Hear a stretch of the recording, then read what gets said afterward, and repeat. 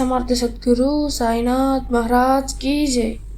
ముందుగా నా సాయి కుటుంబ సభ్యులందరికీ నమస్కారం అండి.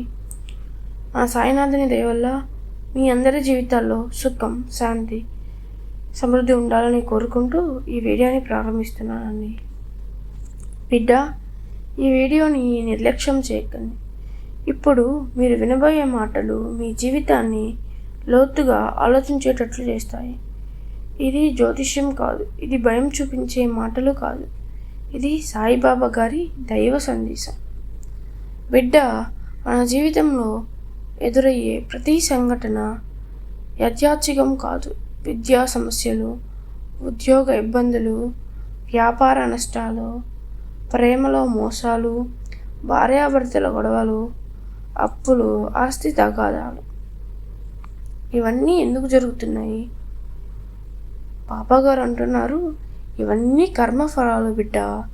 నువ్వు చూసిన జీవితం కాదు, నువ్వు తెచ్చుకున్న జీవితం కాదు. ఇది నేను మీకు ఒక కథ రూపంలో చెప్పబోతున్నాను. ఒక చిన్న గ్రామం ఉండేది. ఆ గ్రామం పేరు సీతాపురం.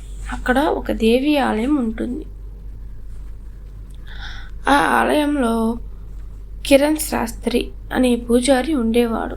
రోజు భక్తితో పూజలు చేస్తాడు.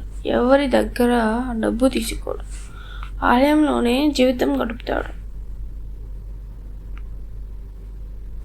కానీ ఇంట్లో మాత్రం భార్య కమల అడుగుతుంది, ఇంతకాలం పూజ చేస్తున్నా మన జీవితం ఎందుకు మారడం లేదు? ఎందుకు మనకి లక్ష్మీ కటాక్షం రావట్లేదు అని. ఒకరోజు రాత్రి కిరణ్ శాస్త్రి కలలో లక్ష్మీదేవి దర్శనం ఇస్తుంది. అంటుంది, నాయన, నీ సేవ నాకెంతో ఆనందం, కానీ నా కటాక్షం నువ్వు భరించలేవు. అది నీ కర్మకు సరిపోదు. కిరణ్ శాస్త్రి భయపడి అంటాడు, తల్లి, నాకు ఐశ్వర్యం వద్దు, నాకు ప్రశాంతత చాలు. లక్ష్మీదేవి నవ్వి అంటుంది, అదే నీ గొప్పతనం బిడ్డ, అందుకే నిన్ను పరీక్షిస్తున్నాను. ఒకరోజు అర్ధరాత్రి కిరణ్ శాస్త్రి రాజమందిరానికి వెళ్తాడు. అక్కడ రాణిగారు అప్సరస స్థితిలో పడిపోతారు. అందరూ భయపడతారు. కిరణ్ శాస్త్రి బాబాని నమస్కారం చేసుకుంటూ దీపం వెలిగిస్తాడు. కొద్ది క్షణాల్లో రాణిగారు లేచి కూర్చుంటారు. రాజు ఆశ్చర్యపోతాడు. నీవెవరు అని అడుగుతాడు. కిరణ్ శాస్త్రి అంటాడు, నేనెవరో కాదు మహారాజా, నేను దేవి సేవకుడు అని చెప్తాడు. రాజుగారు సంతోషంతో తన రాజ్యంలో ఒక మేడ ఇస్తాడు. ధనం, గౌరవం అన్నీ ఇస్తాడు. ఇంటికి వచ్చాక కమల అడుగుతుంది, ఇప్పుడు మనకి అన్నీ వచ్చాయి కదా, ఇక మన జీవితం సుఖమే కదా? కిరణ్ శాస్త్రి నవ్వి అంటాడు, ఇది నా కోరికల వల్ల రాలేదు, ఇది నా కర్మఫలం, దేవీ దయ, ఇది శాశ్వతం కాదు. అదే రాత్రి మళ్ళీ లక్ష్మీదేవి కల్లో వస్తుంది.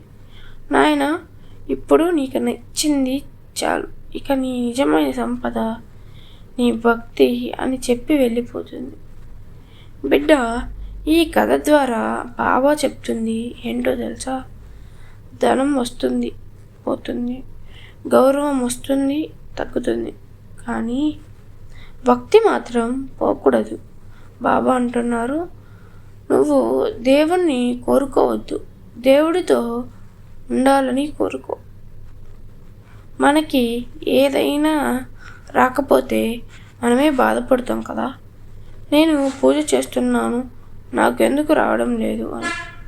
కానీ బాబా అంటున్నారు, నీ ప్రార్థన ఆలస్యంగా ఫలించవచ్చు, కానీ తప్పకుండా ఫలిస్తుంది. అది నీకు మంచిగా ఉండే సమయానికి మాత్రమే. బిడ్డ, రోజు ఉదయం లేచాక ఈ ఒక్క మాట చెప్పు, సాయి, నాకు కావాల్సింది కాదు, నాకు మంచిదే ఇవ్వు. ఇదే నిజమైన ప్రార్థన. నీ జీవితంలో ఇప్పుడున్న కష్టాలు శాశ్వతం కాదు. నీ కన్నీళ్ళు వృధా కావు. నీ ప్రార్థనలు మౌనంగా వింటున్నాడు బాబా. సమయం రాగానే అన్నీ మారుతాయి. బిడ్డ, నీ జీవితం మీద సాయిబాబా ఆశీర్వాదం ఉంది. నీ కర్మఫలం బాధించడానికి కాదు, నిన్ను మార్చడానికి కాదు. భయపడకు, నిరాశపడకు, నమ్మకంతో ఉండు. నీ బాబా నీతోనే ఉన్నాడు. సర్వే జన సుఖినో భవంతు. మీరు మా ఛానల్ని మొట్టమొదటిసారి చూస్తుంటే దయచేసి సబ్స్క్రైబ్ చేయండి. ఈ వీడియో మీకు నచ్చినట్లయితే అందరికీ షేర్ చేయండి. అలాగే సాయిబాబా భక్తులకు భక్తి వీడియోలు ఇష్టపడే వాళ్ళందరికీ సందేశం చేరేలా తప్పకుండా షేర్ చేయండి. జై సాయిరామ్.